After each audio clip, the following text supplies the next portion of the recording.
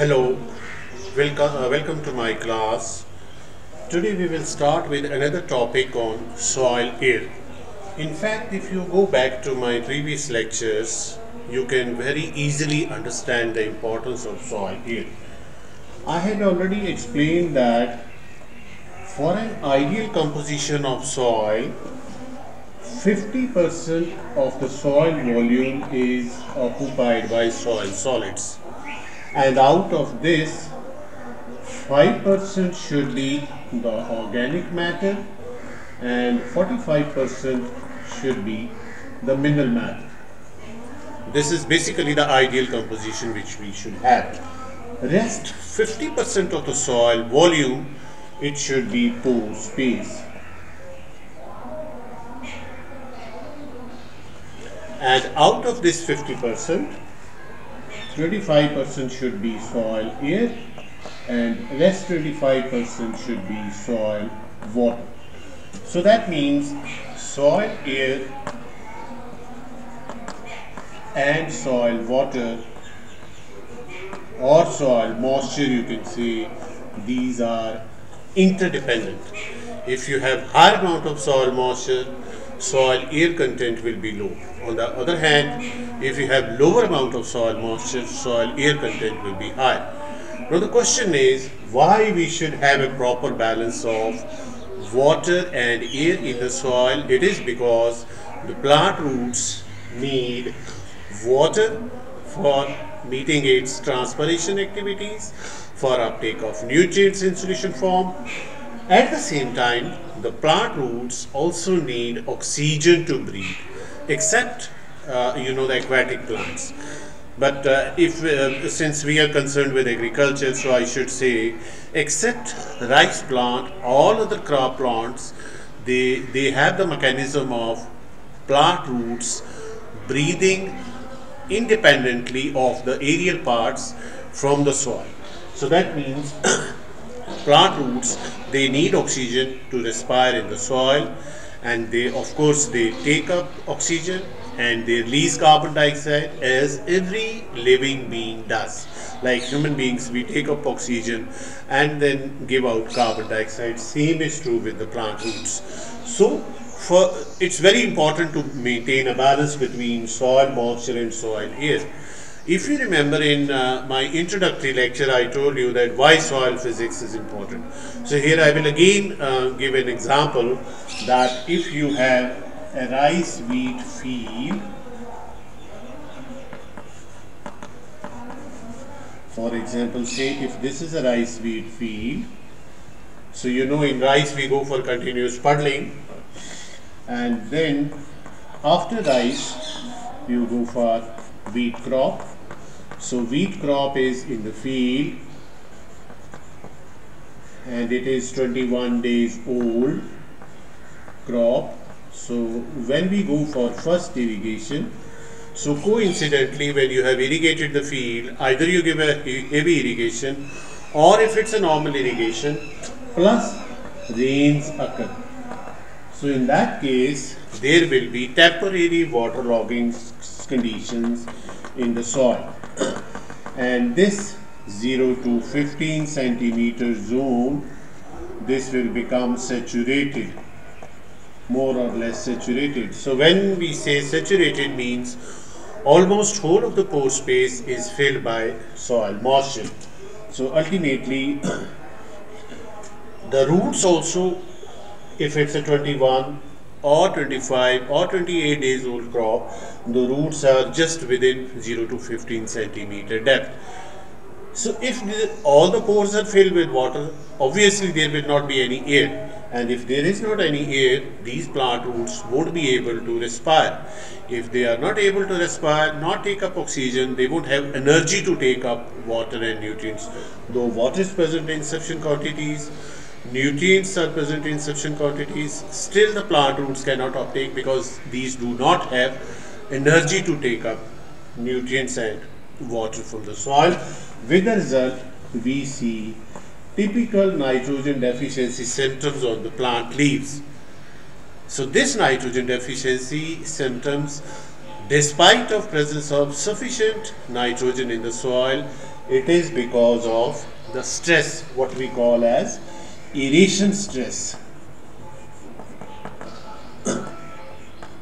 And if this aeration stress prolongs for a longer period of time, then even the plant roots may die and the yield decreases. So this is because of this aeration stress, there will be decrease in the crop yield. So this shows, now you might have a question over here that why water loss conditions in 0 to 15 centimeter soil?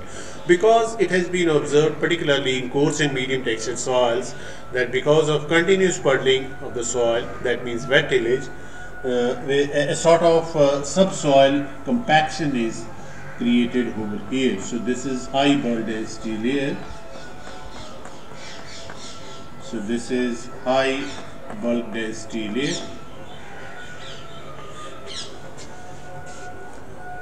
which restricts the movement of water down into the soil. So deep drainage virtually ceases, and that's why this zone becomes saturated. There is deficiency of oxygen, what we call as aeration stress.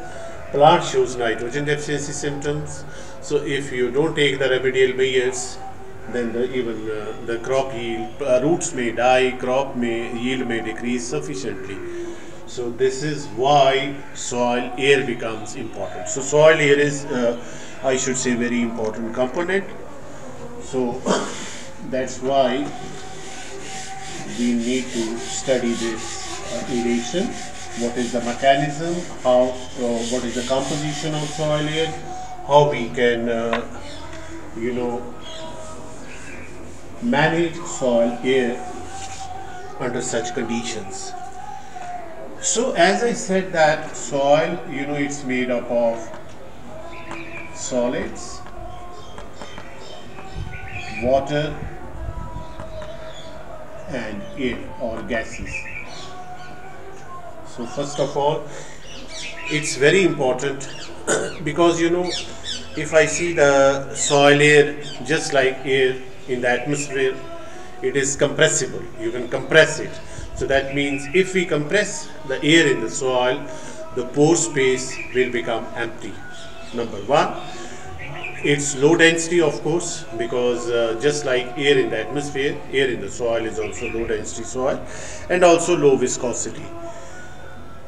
At the same time, the specific heat of soil air you can call, or air, that is less than that of specific heat of water.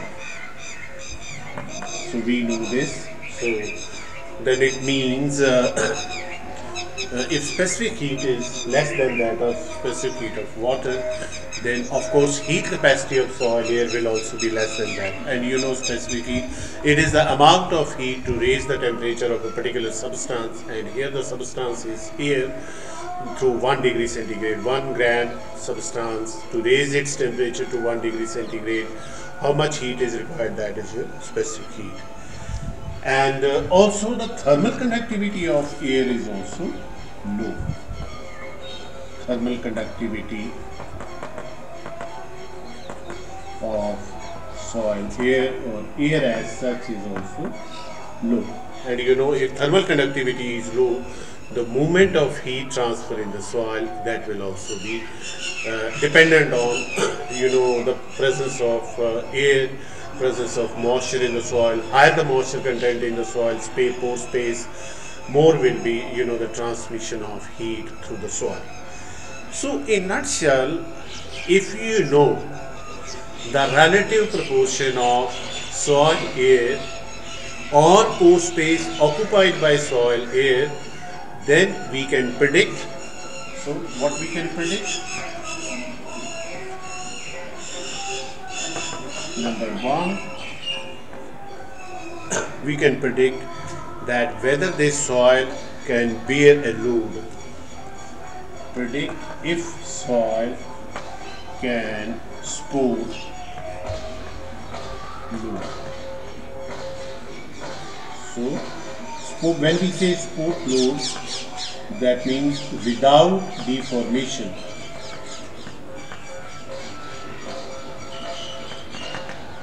So here again we have to see that whether this particular soil of which we want to know whether it will support the load without deformation, it depends upon the pore space which is occupied by air, because air is compressible. So higher the pore space which is occupied by air, lesser will be the capacity to support the load. Number 2, retain its shape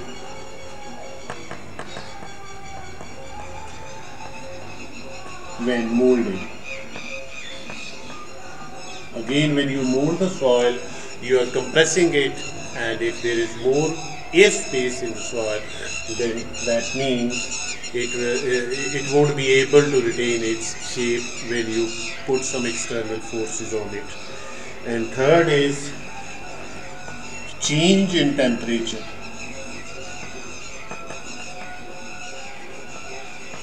Due to heating. This is again very important. This heating could be because of the natural processes, the solar heat, or maybe some artificial means.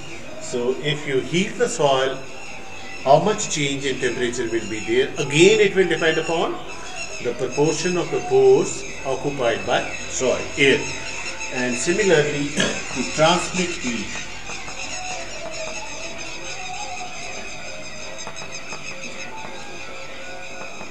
in soil.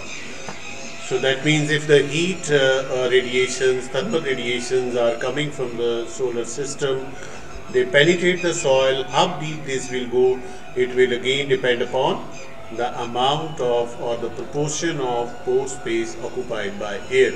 If you have higher amount of moisture than soil air, then this transmission of heat will be higher. And on the other hand, if you have lower amount of soil moisture, higher amount of soil air, then heat transmission will be low, because as I said, the thermal conductivity of the soil is low. At the same time, specific heat of the soil air is low, thermal conductivity of soil air is low, so it will determine. So you can predict, just knowing the proportion of soil air porosity or soil aeration porosity, you can predict these 4 things. So this is what you can infer from the air pore space of the soil. Then coming to the composition. Is composition of soil air different from that of the atmosphere, or there is some difference? So we will just make a comparison over here. So on one hand we have soil air, on other hand we have atmospheric air. So the highest amount of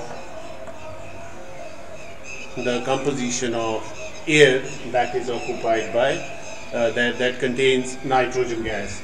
So in atmosphere it is 79.2% is nitrogen. So 79.2% of the total volume of the air that contains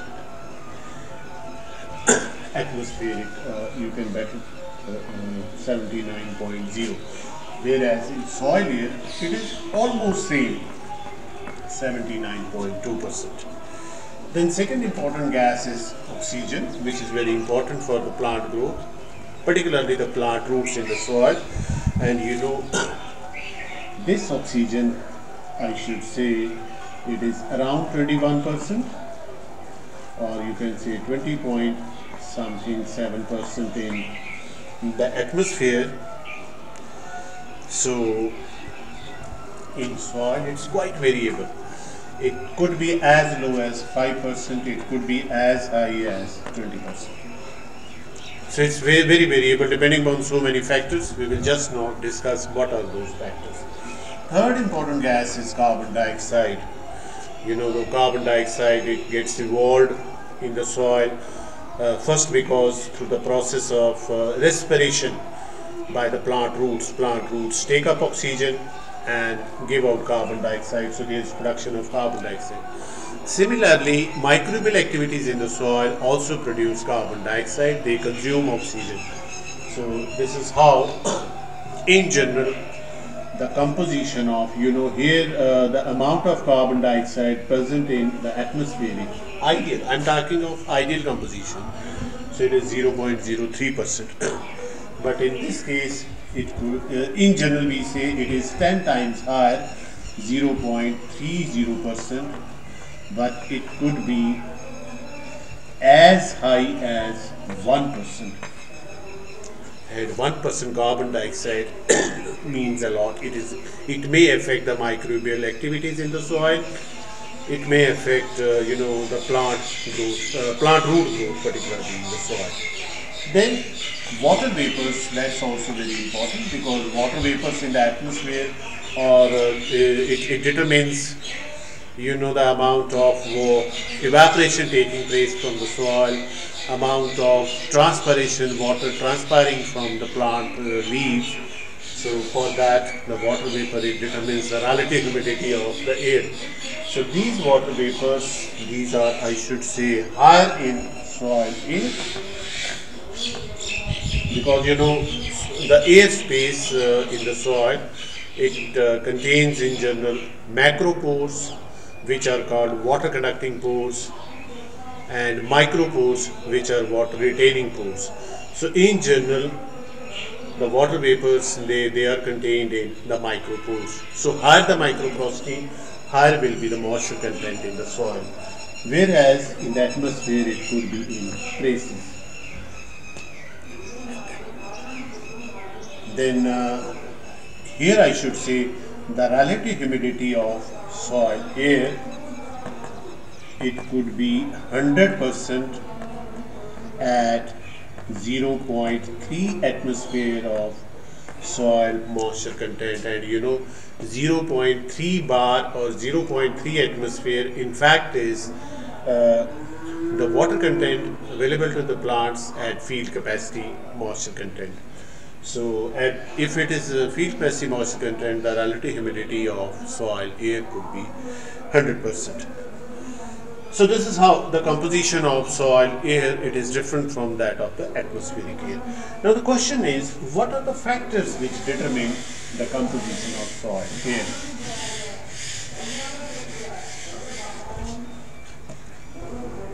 Factors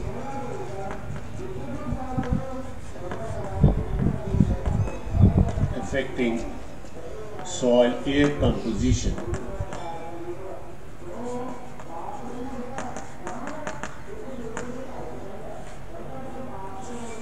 So here, the first most important factor is flooding.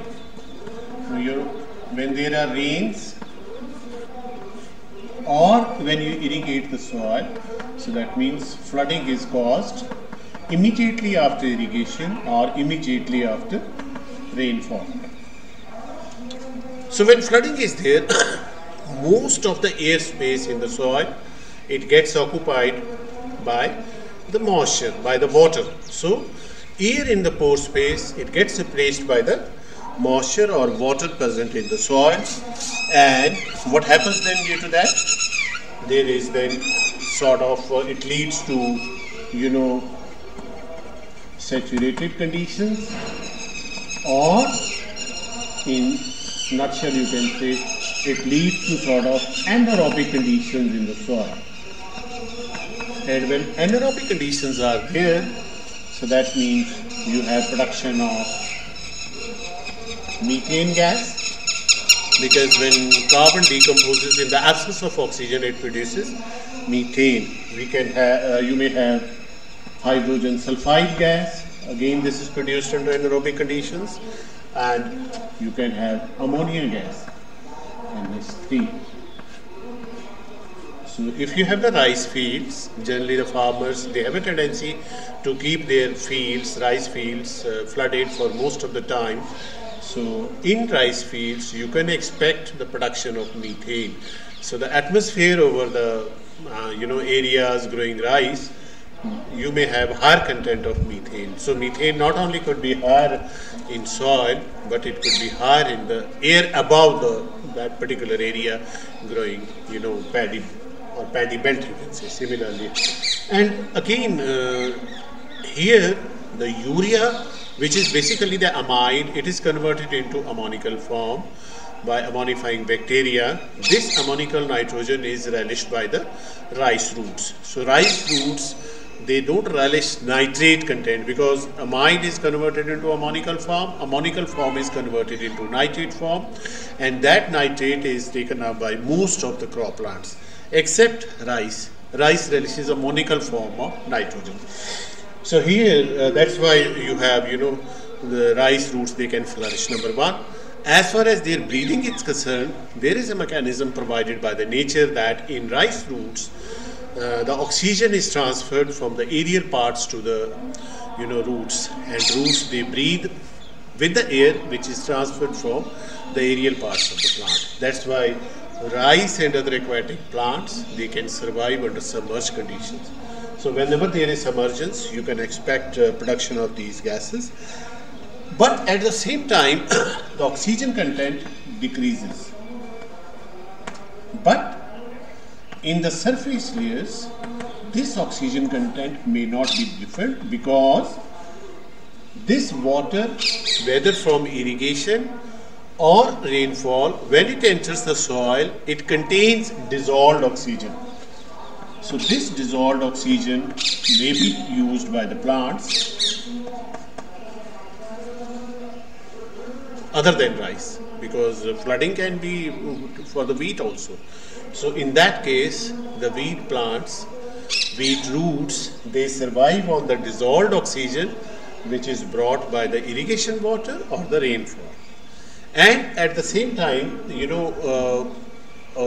you irrigate the field, when rainfall is there, you can see small bubbles coming out of the soil. Those are because of the soil air coming out. Soil air is replaced by water and air comes up, and some of the air still gets trapped within, lower layers.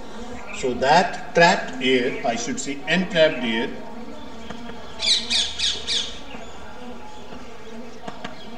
it is used by the plants.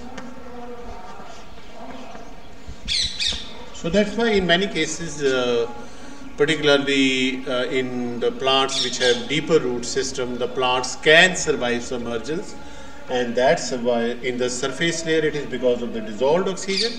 In the subsurface layers or lower layers, you have some entrapped air which is not able to come out of the soil.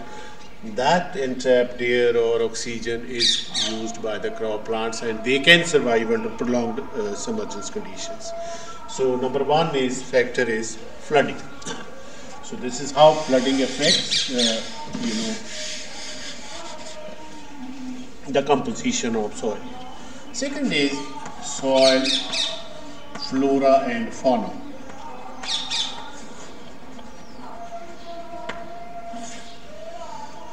As far as flora is concerned, there are certain, you can say, microorganisms, algae present in the soil, their activities. If you have higher growth of fungus, then even fungus also consumes oxygen and releases carbon dioxide. So because of this, you have higher concentration of carbon dioxide and lower concentration of oxygen because of the microbial activities.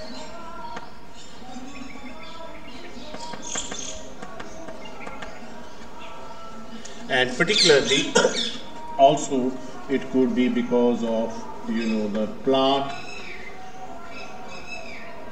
or better you can say the crop growing. Crop growth, because when roots are there, some roots they also constantly die, that becomes part of the organic matter. Then if you have a forest land or it's a horticulture land, The leaf litter which also falls into the soil, that also leads to microbial activities. So the plant roots, then ultimately even crop plants, when you cut the crop, the roots biomass that remains within the soil, and it becomes part of organic matter. And organic matter is basically the food for the plants. They take up, they eat that or decompose that organic matter into carbon dioxide and other gases. So, in nutshell, the flora which is present in the soil, that ultimately becomes part of organic matter, and that is the food for the microbes. Similarly, the fauna, some smaller animals which are present in the soil, like earthworms, similar animals present in the soil, they also they create sort of burrows, they create macropores.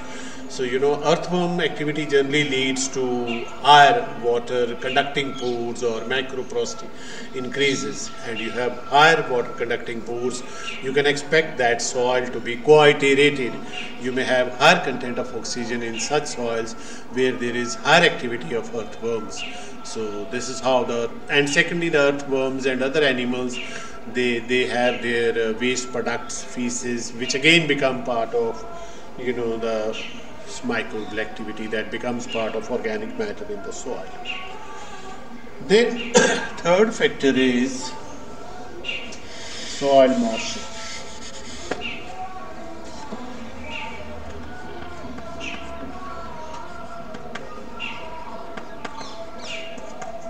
So as I said, higher the soil moisture, lower will be soil air content. So this is very important. So carbon dioxide and oxygen content, they are, as I said, they are interdependent. So when you have higher moisture, the carbon dioxide oxide concentration could be higher. If you have lower moisture, then oxygen could be higher. So it depends upon the amount of water present in the soil. And also higher moisture, as I said above, it leads to production of methane, then hydrogen sulfide and ammonia gases release. After soil moisture, we have soil depth. That's also a very important factor, because the composition of soil here, it is very much a function of the depth of the soil. So first of all, as you go deep, the deeper layers should have higher carbon dioxide content and lower oxygen content. Why? It is because that in the surface layers, have easy and higher exchange of gases, maybe carbon dioxide, oxygen from the soil, between the soil and the atmosphere.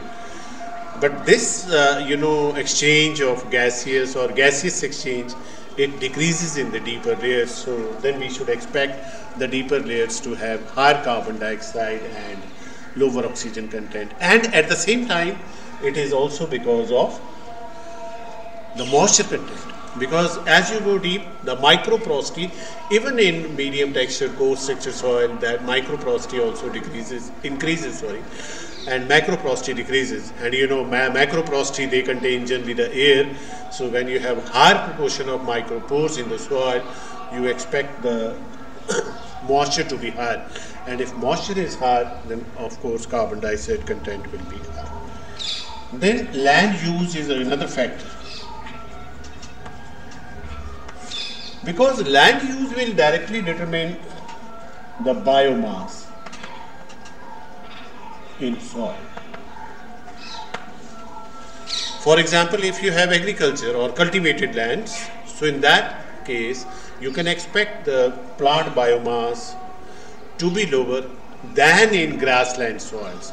So in grassland soils, particularly in the surface layers, the microbial activity will always be here, because in grasslands there is a dense root system, and roots continuously they die and they become part of the organic matter, and that's why in grasslands you have a very good soil structure. We have crumb type of structure present in the surface layers. And secondly, similarly in forest lands or horticulture where you have trees, so a lot of litter remains continuously falling over the soil surface, ultimately becoming part of the soil. And if you till that particular soil, disturb the soil, that may go into the soil and microbial activities increase. So land use has a lot. So generally it has been seen that the soil organic carbon content in forest soils, in horticulture soils is always higher. In grassland soils is also very high in the surface layers compared to that in the cultivated lands. So land use and higher organic matter content means higher microbial activity, and higher microbial activity means higher carbon dioxide and lower oxygen content. So I hope the things are clear. Then season is another important factor.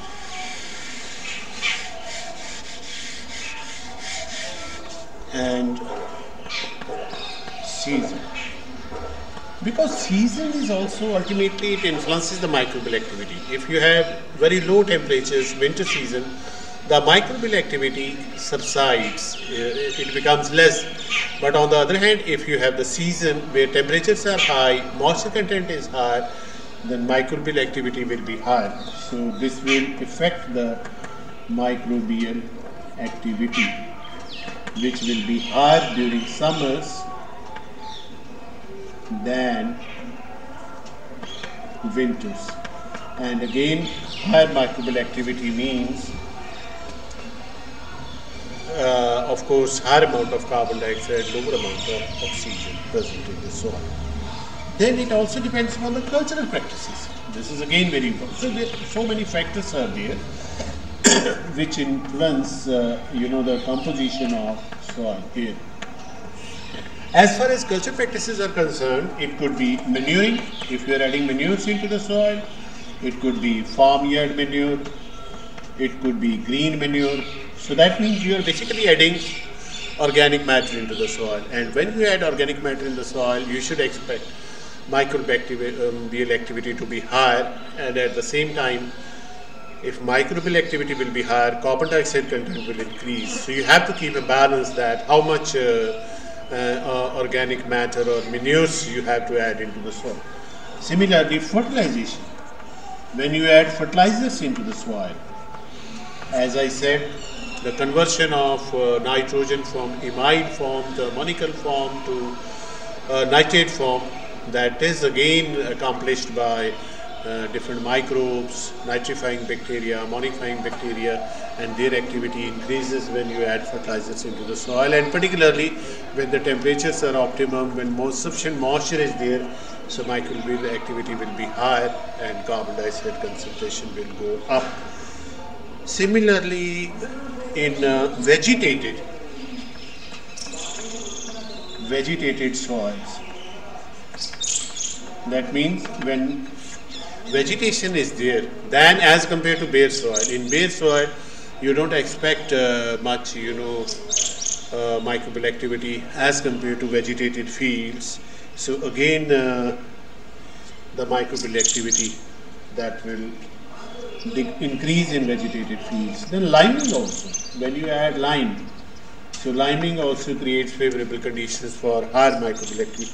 So most of these factors, whether these are flora, fauna, moisture, season, culture practices, they ultimately affect the microbial activity in the soil, and that determines the amount of carbon dioxide and oxygen present in the soil. So in nutshell, the chemical activities, biological activities in the soil, they affect the composition, and when you have higher chemical activities, higher biological activities, so that means the gap between the composition of soil, air and atmospheric air, that is accentuated, it increases. But on the other hand, if you have some physical processes, physical characteristics like your macro porosity, micro porosity, texture of the soil, structure, because texture and structure of the soil, they ultimately determine macro porosity and micro porosity. So there should be an ideal balance of pore space. You should have 50% of micro pores, 50% of macro pores. Only then you can expect. But if you have dominance of micro porosity, then of course carbon dioxide content in such soil will be higher and oxygen content could be lower. So again, soil texture, soil structure, then thermal conductivity. That again, thermal conductivity will depend upon, the amount of moisture present in the soil or amount of air present in the soil. So, or because soil temperature is as important for the microbes as soil moisture is concerned. So, but on the other hand, these physical characteristics, physical processes, they try to decrease the gap between the composition of soil, air, and atmospheric air. So I think the factors affecting soil air composition is clear to you. Thank you very much.